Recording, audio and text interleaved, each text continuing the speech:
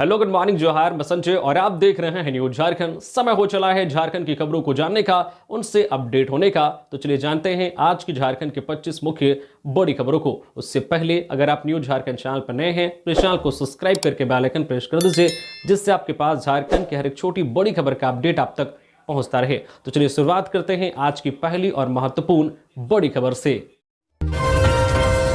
सहारा निवेशकों के लिए खुशखबरी, ऑनलाइन आवेदन कर ले सकते हैं अपनी बकाया राशि। जाने क्या करना होगा। झारखंड और देश भर के सहारा निवेशकों के लिए बड़ी खुशखबरी है। सहारा में निवेश करने वाले लोग ऑनलाइन आवेदन कर अपने बकाया पैसे का भुगतान पा सकते हैं। केंद्र सरकार की ओर से पहल के बाद इसकी प्रक्रिया शुरू कर दी गई है। लंबी अवधि से जिन निवेशकों को अपनी जमा राशि की वापसी का इंतजार था, उनके लिए केंद्र सरकार की ओर से सहारा रिफंड पोर्टल की शुरुआत कर दी गई है। निवेशक यहां ऑनलाइन आवेदन कर अपनी राशि वापस प्राप्त कर सकते हैं। इस पोर्टल के माध्यम से लगभग 5,000 करोड़ रुपए की राशि वापस की जाएगी। गौरतलब है कि झारखंड के भी हजारों निवेशकों का पैसा सहारा में फंसा हुआ है। हालिया विधानसभा चुनाव में भाजपा और जेएमएम दोनों की ओर से इसे चुनावी मुद्दा भी बनाया गया था। तो रिफंड के लिए इन कागजों की जरूरत होगी। आधार कार्ड पहचान प्रमाण के रूप में, वही पैन कार्ड यदि आपकी जमा राशि 50,000 से अधिक है, वही रसीद या डिपॉजिट प्रूफ जो यह प्रमाणित करता है कि आपने सहारा इंडिया में निवेश किया है, बैंक अकाउंट डिटेल्स जिसमें आपकी राशि ट्रांसफर की जाएगी। बारिश के बाद झारखंड के 14 जिलों में घने कोहरे का येलो अलर्ट। झारखंड के 14 जिलों में घने कोहरे का येलो अलर्ट मौसम विभाग ने जारी किया है। मौसम विभाग ने कहा है कि आज मंगलवार को उत्तरी और दक्षिणी पूर्वी झारखंड के जिलों में सुबह में कहीं कहीं घना कोहरा छाया रहेगा। बाद में आसमान साफ हो जाएगा। अगले 3 दिन में अधिकतम तापमान में 3 से 5 डिग्री की गिरावट आएगी, जिसकी वजह से लोगों को सर्दी का सितम झेलना पड़ेगा। तापमान में गिरावट के बाद 2 दिन तक न्यूनतम तापमान में कोई बड़ा बदलाव देखने को नहीं मिलेगा। रांची के बिरसा मुंडा एयरपोर्ट स्थित मौसम केंद्र ने अपने मौसम पूर्वानुमान में कहा है कि बंगाल की खाड़ी में बना पश्चिमी विक्षोभ अब साइक्लोनिक सर्कुलेशन के रूप में पाकिस्तान और उससे सटे इलाके में है। पूर्व उत्तर प्रदेश में भी यह देखा जा रहा है। झारखंड में इसके असर से सोमवार को कई जगहों पर बारिश हुई है। पिछले 24 घंटे के मौसम की बात करें तो कहीं कहीं हल्के से मध्यम दर्जे की बारिश हुई है। गिरिडीह जिले में सबसे अधिक 14.2 मिलीमीटर बारिश हुई है। आज जिन जिलों में घने कोहरे का येलो अलर्ट जारी किया गया है उसमें गढ़वा, पलामू, चतरा, हजारीबाग, कोडरमा, गिरिडीह, देवघर, दुमका, गोड्डा, साहिबगंज, पाकुड़, सरायकेला खारसमा, पश्चिमी सिंहभूम और पूर्वी सिंहभूम को लेकर अलर्ट जारी किया गया है। जयराम महतो बोले, ए नाजिर पटक कर मारेंगे। घूसखोरी की शिकायत पर डुमरी विधायक बोले, पैसे लौटाओ नहीं तो गार्ड के साथ चलना। डुमरी विधायक और झारखंड लोकतांत्रिक क्रांतिकारी मोर्चा जेएलकेएम सुप्रीमो जयराम महतो ने घूसखोरी की शिकायत पर अंचल कार्यालय के कर्मचारी को जमकर फटकार लगाई। इसका वीडियो वायरल हो रहा है। वीडियो में दिख रहा है कि महतो फोन पर नाजिर से बात कर रहे हैं। उन्होंने नाजिर से कहा, विधायक से इस टोन में बात करोगे, मारेंगे पटक कर। नाजिर हो कि प्रधानमंत्री, चुपचाप पैसा वापस कीजिए नहीं तो सुरक्षाकर्मी लेकर आइएगा। दरअसल जयराम के पास लोग घूसखोरी की शिकायत लेकर गए थे। लोगों ने शिकायत की थी कि पैसा ले लिया है और काम नहीं कर रहा है। इसी शिकायत पर उन्होंने नाजिर को फोन लगाकर खूब खरी खोटी सुनाई। इधर वीडियो पर सफाई देते हुए जयराम महतो ने कहा है कि ऐसी भाषा उचित नहीं है, लेकिन आपको जानना होगा कि सरकारी नौकरी करने वाले नाजिर ने मजदूर से 10,000 रुपये घूस लिया। 3 बार उसने फोन काट दिया। अगर लोग ईमानदारी से काम करेंगे तो ऐसी भाषा बोलने की जरूरत नहीं होगी।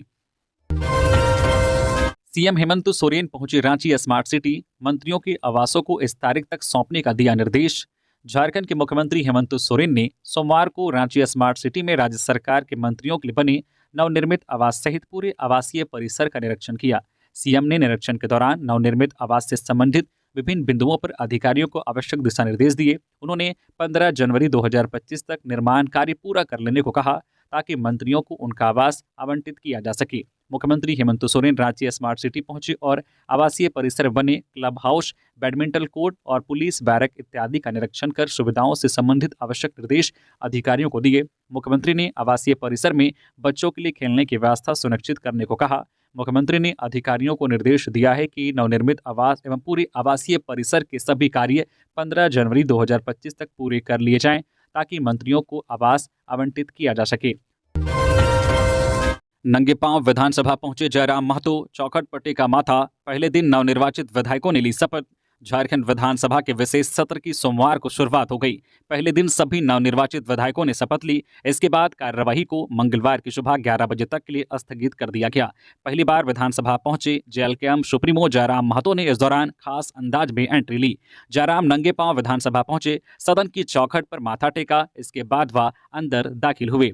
विधानसभा में जाने से पहले जेएलकेएम के अध्यक्ष जयराम कुमार महतो ने कहा है कि भारत आस्था का देश है। किसी की आस्था मंदिर में है तो किसी की मस्जिद में, किसी की आस्था गिरजाघर में है तो किसी की गुरुद्वारा में है। उन्होंने कहा है कि इस देश में 70% किसान हैं। देश के एक प्रधानमंत्री ने कहा था कि एक नजर रखना खेत खलिहान पर और एक नजर रखना लाल किला के मचान पर। जयराम महतो ने कहा है कि लाल किला के मचान का आशय है लोकतंत्र के मंदिर से। लोकसभा और विधानसभा से यहाँ हजारों लाखों करोड़ों किसानों की आस्था है। हम मंदिर या मस्जिद में जूता चप्पल खोलकर पूरी आस्था से उसमें प्रवेश करते हैं। करोड़ों लोग की आस्था झारखंड विधानसभा से जुड़ी है। उन्होंने कहा है कि लोकतंत्र का यह मंदिर किसी धार्मिक स्थल से ज्यादा महत्वपूर्ण है। आस्था के केंद्र में पहली बार दाखिल होने जा रहा हूं। लाखों लोग की उम्मीदों को लेकर मैं विधानसभा में जा रहा हूं। इधर सबसे पहले सीएम हेमंत सोरेन ने विधायक पद की शपथ ली। इसके बाद बारी बारी से सभी विधायकों ने शपथ ली। इससे पहले सदन की कार्यवाही शुरू होते ही प्रोटेम स्पीकर के पद पर स्टीफन मरांडी को नियुक्त किया गया। फिर उन्होंने सदन में अस्थायी स्पीकर की नियुक्ति की प्रक्रिया से सभी सदस्यों को अवगत कराया। बताया जा रहा है कि हेमंत सरकार ने नाला से विधायक रविंद्रनाथ महतो को स्पीकर बनाने का फैसला लिया है। गिरिडीह के बगोदर प्रखंड में फिर जंगली हाथियों ने मचाया उत्पात। खेतों में लगी फसलों को रौंदा, किसानों को लाखों का नुकसान। गिरिडीह जिले के बगोदर प्रखंड क्षेत्र में जंगली हाथियों का उत्पात जारी है। एक सप्ताह के अंदर हाथियों ने चौथी बार इलाके में कहर बरपाया है। हाथियों ने खेतों में लहलहा रही फसलों को रौंदकर बर्बाद कर दिया। साथ ही हाथियों ने एक होटल और एक खफरेल मकान को भी ध्वस्त कर दिया है। इसके अलावा एक चापाकल को भी उखाड़ दिया है। ग्रामीणों से मिली जानकारी के अनुसार जंगली हाथी रविवार रात्रि प्रखंड के विभिन्न गाँव में प्रवेश कर गए और लगभग 40 किसानों के खेतों में लगी गेहूं, गन्ना, धान, सरसों आदि की फसलों को रौंद दिया। हाथियों के इस कहर से किसानों को 10 लाख रुपए का नुकसान होने का अनुमान लगाया गया है। अटका पूर्वी के मुखिया संतोष प्रसाद और जीप सदस्य दुर्गेश कुमार ने वन विभाग से हाथी प्रभावित किसानों को उचित मुआवजा देने की मांग की है। साथ ही हाथियों को इलाके से खदेड़ने का भी आग्रह किया है। वही मामले की जानकारी मिलने के बाद सीओ मुरारी नायक ने सोमवार को प्रभावित गाँव पहुंचकर जायजा लिया। युवक की मौत से गुस्साए ग्रामीणों ने ट्रैक्टर में लगाई आग, सड़क जाम। पाकुड़ जिले के महेशपुर थाना क्षेत्र के जगदीशपुर गांव में ट्रैक्टर की चपेट में आने से एक युवक की मौत हो गई। घटना के बाद आक्रोशित ग्रामीणों ने ट्रैक्टर में आग लगा दी और महेशपुर पाकुड़ मुख्य मार्ग को जाम कर दिया। सूचना मिलते ही पुलिस पहुंची और ग्रामीणों को शांत कराने का प्रयास किया, लेकिन ग्रामीणों ने पुलिस की एक ना सुनी और सड़क जाम करते रहे। मिली जानकारी के अनुसार जगदीशपुर गाँव निवासी 17 वर्षीय बिट्टू टुड्डू अपने खेत से धान लाने जा रहा था। तभी पीछे से तेज गति से आ रहे ट्रैक्टर ने उसे टक्कर मार दी, जिससे वह गंभीर रूप से घायल हो गया। सूचना मिलते ही परिजन समेत आसपास के ग्रामीण पहुंचे और बिट्टू को इलाज के लिए सामुदायिक स्वास्थ्य केंद्र ले जाया गया, जहां डॉक्टरों ने उसे मृत घोषित कर दिया। आक्रोशित ग्रामीणों ने ट्रैक्टर में आग लगा दी और सड़क जाम कर दिया। हजारीबाग डीआईजी पहुंचे टंडवा, कहा पुलिस सभी ट्रांसपोर्टरों की सुरक्षा करे सुनिश्चित। हजारीबाग रेंज के डीआईजी सुनील भास्कर सोमवार को चतरा जिले के टंडवा पहुंचे। इस दौरान उन्होंने चतरा एसपी विकास पांडे, एसडीपीओ और आईजी के साथ चतरा जिले में लंबित नक्सल मामलों की समीक्षा की। आगजनी और गोलीबारी के मामलों में वांछित अपराधियों को गिरफ्तार करने के निर्देश दिए। डीआईजी ने चतरा पुलिस को सभी ट्रांसपोर्टरों, ठेकेदारों के साथ बैठक करने और उनकी सुरक्षा संबंधित चिंताओं को दूर करने का निर्देश दिया। झारखंड विधानसभा सत्र का पहला दिन, नवनिर्वाचित विधायकों का दिखा अलग अंदाज। कोई दंडवत तो किसी ने नंगे पांव सदन में किया प्रवेश। झारखंड विधानसभा का सत्र सोमवार से शुरू हुआ। 9 से 12 दिसंबर तक चलने वाले इस सत्र में शामिल होने पहुंचे नवनिर्वाचित विधायकों और मंत्रियों में जबरदस्त उत्साह नजर आया। वह झारखंड विधानसभा सत्र के पहले दिन सत्ता पक्ष के विधायकों और मंत्रियों ने राज्य में तेजी से विकास होने की उम्मीद जताई। मंत्रियों और विधायकों ने कहा है कि हेमंत सोरेन के नेतृत्व में सरकार हर वर्ग को ध्यान में रखकर काम करेगी। वही विपक्ष के विधायकों ने कहा है कि वह सदन में जनता की आवाज बनेगी। सदन की कार्यवाही में भाग लेने पहली बार विधानसभा पहुंची जमशेदपुर पूर्वी विधानसभा की विधायक पूर्णिमा दास ने सदन की सीढ़ी को दंडवत प्रणाम कर विधानसभा में प्रवेश किया। इस दौरान उन्होंने कहा है कि उनकी प्राथमिकता जमशेदपुर पूर्वी विधानसभा क्षेत्र का विकास है। वही रामगढ़ से एक बार फिर विधायक बनने में सफल रही कांग्रेस नेत्री ममता देवी ने कहा है कि क्षेत्र की जनता ने उन पर दोबारा भरोसा जताया है। वह जनता की उम्मीदों पर खरा उतरने का काम करेंगी। वही शिक्षा विभाग की जिम्मेदारी संभाल रहे रामदास सोरेन ने प्राथमिक शिक्षा पर जोर देते हुए कहा है कि सरकार और उनका विशेष फोकस शिक्षा व्यवस्था को दुरुस्त करने पर होगा। वहीं जेएलकेएम के प्रमुख जयराम महतो भी पहली बार झारखंड विधानसभा के सत्र में भाग लेने पहुंचे। इस दौरान उन्होंने नंगे पांव सदन में प्रवेश किया। उन्होंने कहा कि वे जनता के मुद्दे सदन में उठाने का काम करेंगे। बाबूलाल मरांडी ने कहा, राज्य सरकार की मंशा भ्रष्टाचार पर अंकुश लगाने की नहीं। भाजपा प्रदेश अध्यक्ष एवं पूर्व मुख्यमंत्री बाबूलाल मरांडी ने मीडिया में छपी खबर के हवाले से सोशल मीडिया एक्स के माध्यम से राज्य सरकार पर निशाना साधा। उन्होंने कहा है कि झारखंड में शिक्षा, स्वास्थ्य और ग्रामीण विकास जैसे महत्वपूर्ण विभाग जिनसे राज्य की नींव मजबूत होनी चाहिए, अब भ्रष्टाचार की बुनियाद पर खड़े होकर भ्रष्टाचार का गढ़ बन गए हैं। उन्होंने आगे कहा कि सिर्फ 2024 में अब तक 39 अधिकारियों को एसीबी ने रिश्वत लेते रंगे हाथ पकड़ा है। वहीं ईडी ने 2024 में 39.28 करोड़ रुपए नगद जब्त किए, जो 2022 के आंकड़े से लगभग दोगुना है। यह स्थिति सरकार और प्रशासन की नाकामी को उजागर करती है। बार बार रिश्वत में पकड़े जाने वाले कर्मचारियों पर कोई सख्त कार्रवाई नहीं करना दर्शाता है कि भ्रष्टाचार पर अंकुश लगाने की सरकार की मंशा ही नहीं है। बाबूलाल मरांडी ने कहा कि यह कितना शर्मनाक है कि जिन विभागों का कार्य आम जनता को राहत देना है, वे जनता की गढ़ी कमाई को लूटने में लगे हैं। सरकार की लचर नीतियों और कमजोर व्यवस्था ने भ्रष्टाचारियों को खुली छूट दे रखी है। ऐसे में झारखंड का विकास एक सपना बनकर रह गया है। लातेहार में बाइक सवार की दर्दनाक मौत, हाईवा की चपेट में आने से हुआ हादसा। लातेहार के बालूमाथ पांकी मार्ग पर सोमवार सुबह हाईवा की चपेट में आने से एक बाइक सवार युवक की मौत हो गई। घटना हेरहंज थाना क्षेत्र के हुम्बू पेट्रोल पंप के पास की है। मृतक की पहचान हेरहंज थाना क्षेत्र के हुम्बू गांव के हाटा टोंगरी टोला के रहने वाले हेमराज राम के बेटे नीरज कुमार उर्फ प्रमोद राम के रूप में की गई है। घटना के बाद स्थानीय लोग आनन फानन में युवक को बालूमाथ सामुदायिक स्वास्थ्य केंद्र लेकर गए। यहां जांच के बाद उसे मृत घोषित कर दिया गया। मिली जानकारी के अनुसार घटना के समय मृतक अपने छोटे भाई को स्कूल छोड़कर घर लौट रहा था। इसी दौरान पीछे से आ रही एक अनियंत्रित हाईवा ने उसे अपनी चपेट में ले लिया। इसके बाद एक पेड़ से टकराकर बाइक दुर्घटनाग्रस्त हो गई। बताया जा रहा है कि मृतक 3 भाइयों में सबसे बड़ा था। वही घटना के बाद से परिजनों का रो रो कर बुरा हाल है। देवघर में बमबाजी और फायरिंग से लोगों में दहशत, जांच में जुटी पुलिस। देवघर जिले के मधुपुर थाना क्षेत्र में रविवार की देर रात बमबाजी की घटना हुई है। मामले की जानकारी मिलने के बाद मधुपुर एसडीपीओ और थाना प्रभारी घटनास्थल पर पहुंचकर मामले की जांच में जुट गए हैं। इधर देवघर में बमबाजी की घटना के बाद स्थानीय लोगों में दहशत व्याप्त है। स्थानीय लोगों ने बताया है कि रविवार की देर रात एक मोटरसाइकिल पर सवार होकर 3 अज्ञात लोग आए और अचानक लखना मोहल्ले में बम फेंकने लगे। लखना मोहल्ला के लोगों ने बताया कि जब उन्होंने इसका विरोध किया तो मोटरसाइकिल सवार अज्ञात अपराधियों ने गोली मारने की धमकी दी।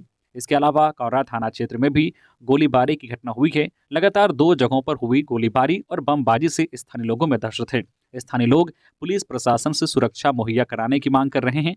स्थानीय लोगों ने बताया कि इस तरह की घटना पहले भी हो चुकी है। लोगों ने 24 घंटे के अंदर अपराधियों को पकड़ने की मांग की है।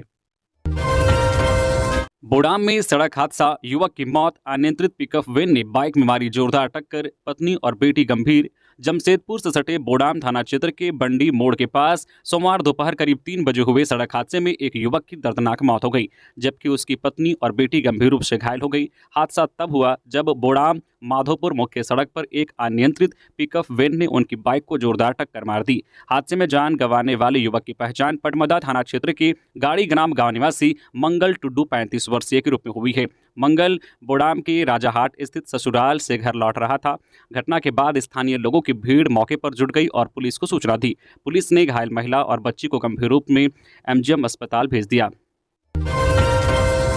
राजस्व संग्रह पर जोर दीजिए, बर्दाश्त नहीं की जाएगी कोताही, अफसरों को बोले दीपक बिरवा। राजस्व, भूमि सुधार एवं परिवहन मंत्री दीपक बिरवा ने विधानसभा की सदस्यता ग्रहण करने के बाद सोमवार को एक्शन मोड में नजर आए। उन्होंने विभागीय मंत्री के तौर पर पद ग्रहण करने के बाद अधिकारियों को कई दिशा निर्देश दिए। दीपक बिरवा ने पदभार ग्रहण करने के उपरांत सबसे पहले भू राजस्व और परिवहन विभाग के अधिकारियों के साथ कार्यों की समीक्षा की। उन्होंने कहा कि किसी भी परिस्थिति में कार्य में शिथिलता नहीं बरती जाए। दीपक बिरवा ने विभागीय पदाधिकारियों को राजस्व संग्रहण बढ़ाने का निर्देश दिया।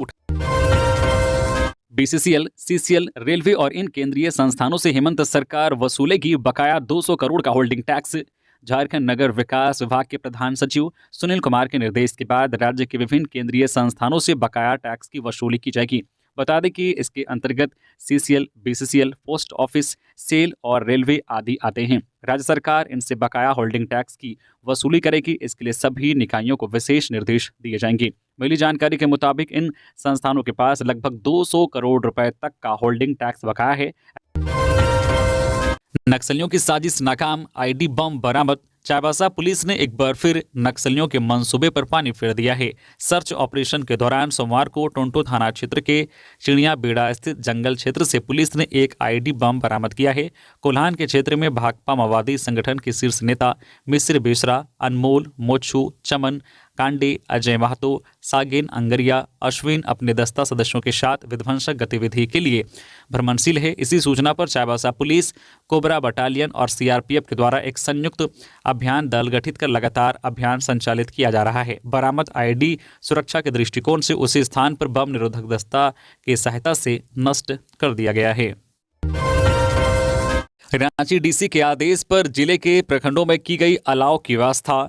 उपायुक्त रांची मंजूनाथ भजंत्री द्वारा रांची जिला में बढ़ती ठंड को देखते हुए रांची शहर अंतर्गत एवं सभी प्रखंडों सभी जगह अलाव की व्यवस्था कराने को लेकर संबंधित सभी पदाधिकारियों को कई आवश्यक दिशा निर्देश दिए गए, जिसको लेकर जिला प्रशासन की तरफ से रांची के जिला के विभिन्न प्रखंडों के प्रमुख चौक चौराहों पर अलाव की व्यवस्था की गई है। भजंत्री द्वारा सभी संबंधित पदाधिकारियों को ठंड को देखते हुए अलाव की व्यवस्था कराने के निर्देश दिए गए हैं ताकि ठंड से लोगों का बचाव हो सके। साथ ही उन्होंने सभी जिला वासियों से अपील करते हुए कहा है कि ठंड को देखते हुए सभी ठंड से अपना बचाव करें। सदन में सही वक्त पर उठाएंगे बांग्लादेशी घुसपैठ का मुद्दा, चंपई सोरेन। झारखंड के पूर्व मुख्यमंत्री चंपई सोरेन ने कहा है कि बांग्लादेशी घुसपैठ के कारण आदिवासियों की घटती आबादी गंभीर सामाजिक मुद्दा है। विधानसभा में सही समय पर यह मुद्दा उठाया जाएगा। सोमवार को झारखंड विधानसभा परिसर में विशेष सत्र के पहले दिन पत्रकारों से बात करते हुए सोरेन ने कहा है कि अभी तो सदन की शुरुआत हुई है, 4 दिनों का कार्यक्रम निर्धारित है, आगे हम राज्य हित के तमाम मुद्दों को उठाएंगे। सीएम हेमंत सोरेन से मिले पूर्व मंत्री योगेंद्र साव, NTPC के मुद्दे पर हुई चर्चा। सोमवार को झारखंड विधानसभा में मुख्यमंत्री हेमंत सोरेन से पूर्व मंत्री साहब बड़कागांव विधानसभा के पूर्व विधायक योगेंद्र साव ने मुलाकात की और उन्हें झारखंड के 14वें मुख्यमंत्री के रूप में शपथ लेने पर बधाई दी। इस दौरान उन्होंने बड़कागांव विधानसभा के सबसे ज्वलंत मुद्दा विस्थापन की समस्या को उनके समक्ष रखा। उन्होंने मुख्यमंत्री से विस्थापन आयोग गठन करने का आग्रह किया। साथ ही हजारीबाग उपायुक्त की मुख्यमंत्री से शिकायत भी की है। उन्होंने मुख्यमंत्री को बताया कि NTPC से 60 गांठ कर और कंपनी से मोटा कमीशन लेकर हजारीबाग उपायुक्त बड़कागांव विधानसभा की जनता का शोषण कर रही है। कई जगहों का जिक्र करते हुए उन्होंने मुख्यमंत्री को जानकारी दी है कि ग्रामीणों को बिना मुआवजा दिए सड़कों का निर्माण कंपनी के द्वारा कराया जा रहा है, जिसमें अहम रोल हजारीबाग उपायुक्त का भी है, क्योंकि ग्रामीणों के द्वारा उपायुक्त हजारीबाग को सूचना देने के बावजूद भी कंपनी पर कार्रवाई नहीं करना यह साफ दर्शाता है कि कंपनी के साथ उपायुक्त की कितनी हमदर्दी है। वही इन विषयों को मुख्यमंत्री ने काफी गंभीरतापूर्वक सुना और इस पर कार्रवाई करने की बात कही है। शेरदिल सोरेन बरकरार, आसामी, गुजराती, भोपाली सभी फरार। रांची में लगा ये पोस्टर बना चर्चा का विषय।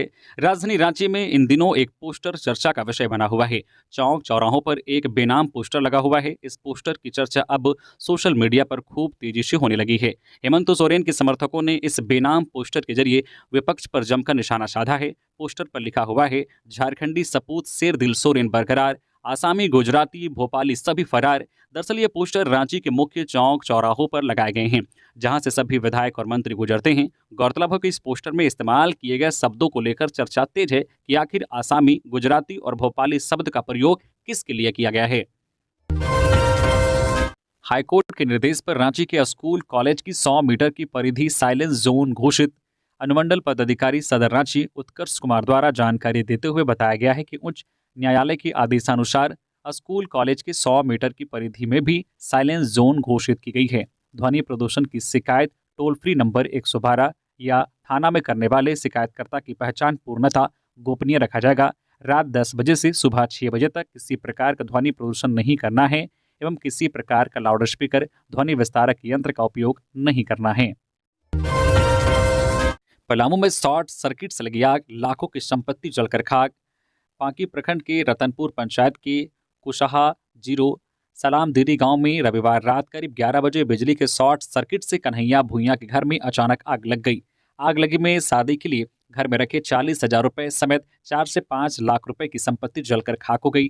इस आगलगी से पूरा घर जलकर राख हो गया। इस घटना में 3 बकरियां जिंदा जल गई। इसके अलावा घर में रखे 3 साइकिल, डीजल पंप, 5 से 6 क्विंटल धान, 10 से 12 क्विंटल मक्का समेत 30 से 40,000 रुपए नगद, कपड़े, खाने पीने का सामान और आधार कार्ड जैसे महत्वपूर्ण दस्तावेज जलकर पूरी तरह से राख हो गए।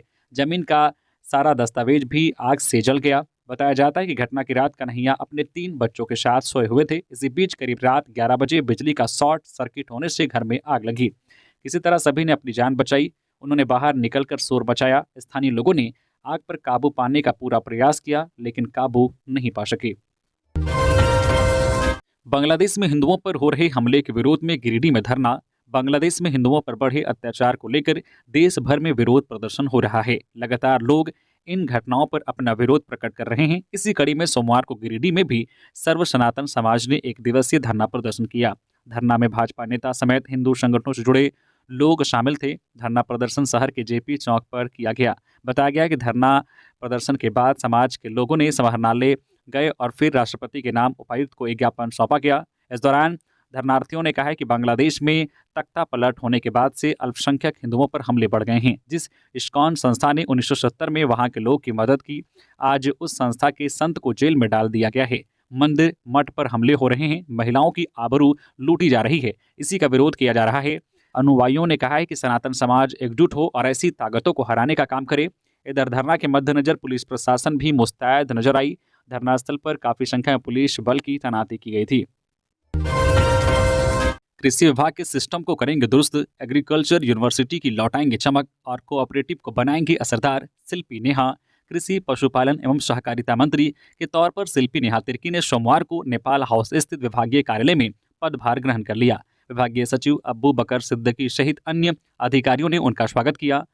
पूर्व मंत्री के त्रिपाठी, बंधु तिर्की, गौसेवा आयोग के अध्यक्ष राजीव रंजन प्रसाद सहित कई अन्य ने भी इस दौरान शिल्पी को बधाई दी। मौके पर शिल्पी नेहा ने कांग्रेस के लीडरों और सीएम हेमंत सोरेन के प्रति कृषि मंत्री का दायित्व प्रदान किए जाने पर आभार जताया।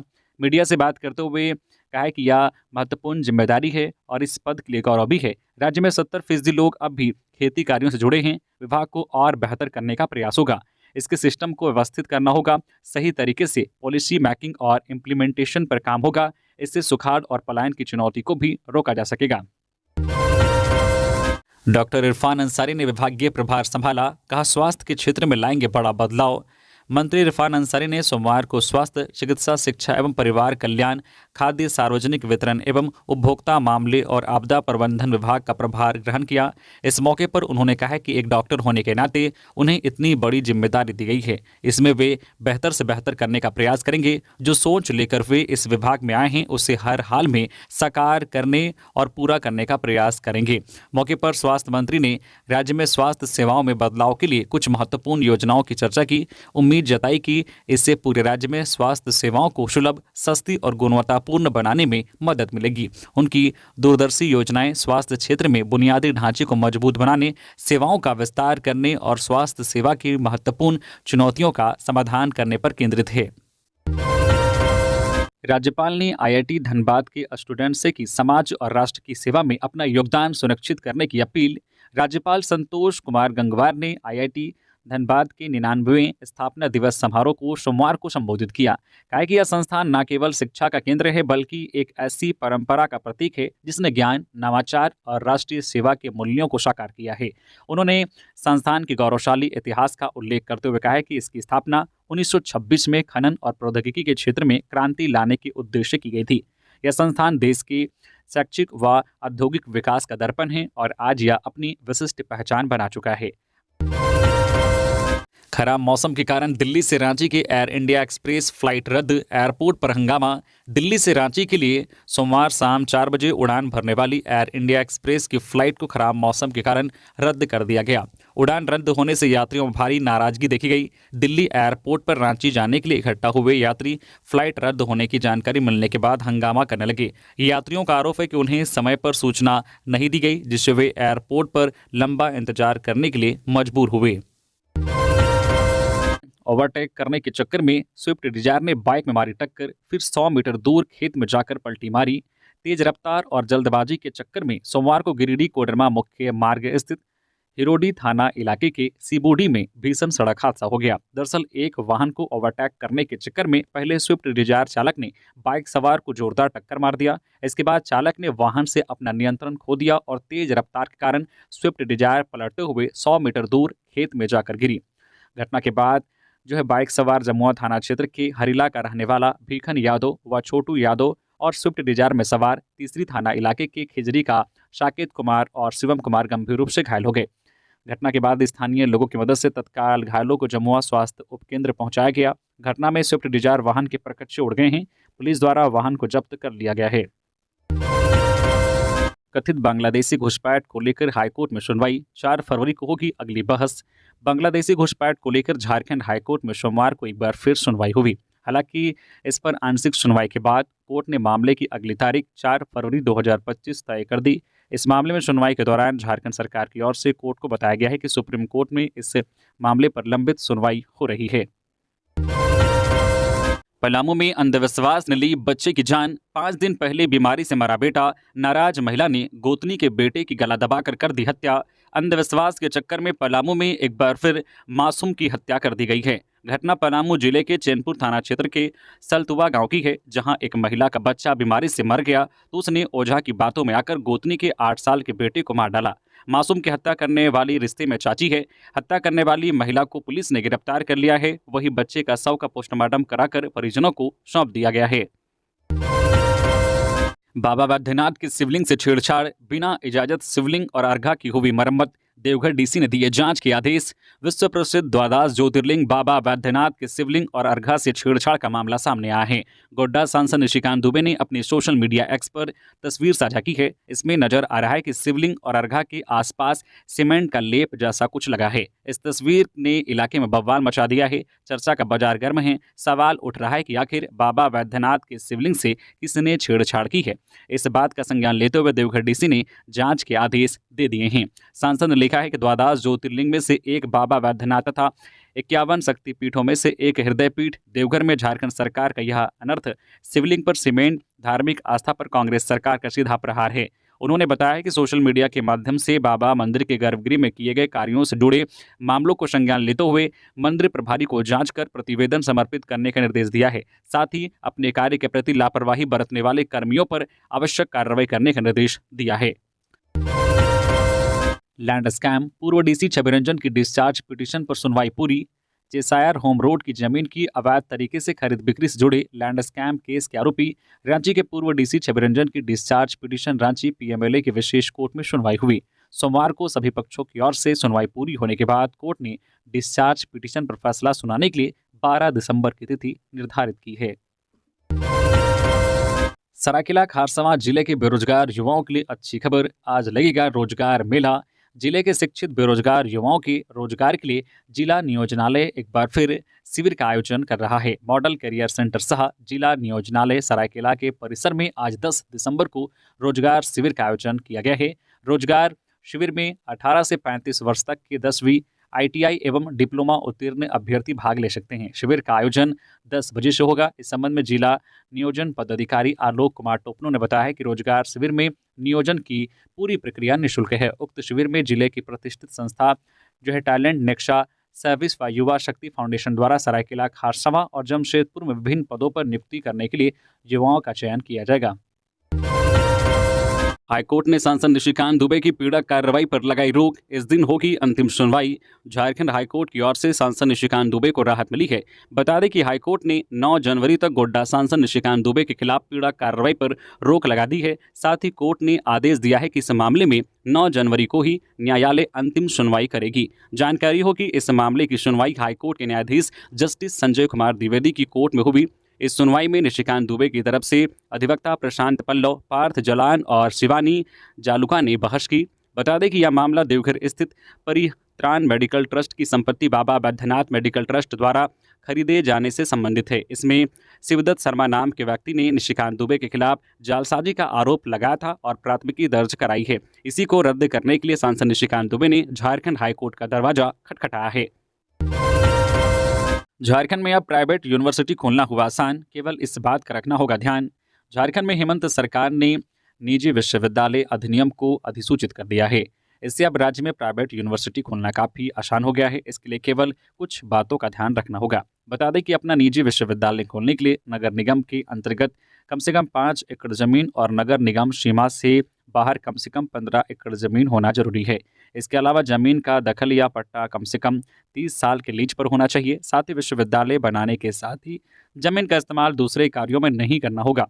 ऐसी ज़मीन की स्थापना के लिए लोन लेने के अलावा किसी अन्य उद्देश्य के लिए किसी भी विधि, वित्तीय सहायता या बैंक इत्यादि के सामने गिरवी नहीं रखनी जाएगी। इन सभी के साथ ही नगर निगम क्षेत्र में भूमि के लिए 10 करोड़ रुपए और नगर निगम के बाहर की जमीन के लिए 7 करोड़ रुपए का निधि रखना अनिवार्य होगा। तो ये थी झारखंड की टॉप बड़ी खबरें। इसी तरह से झारखंड की हर एक छोटी बड़ी खबर देखने के लिए प्लीज न्यूज झारखंड चैनल को सब्सक्राइब करके बेल आइकन प्रेस कर दीजिए, जिससे आपके पास झारखंड की हर एक छोटी बड़ी खबर का अपडेट आप तक पहुंचता रहे। तो अभी के लिए बस इतना ही, हमें दीजिए इजाजत, फिर मिलते हैं नेक्स्ट खबरों के साथ। धन्यवाद।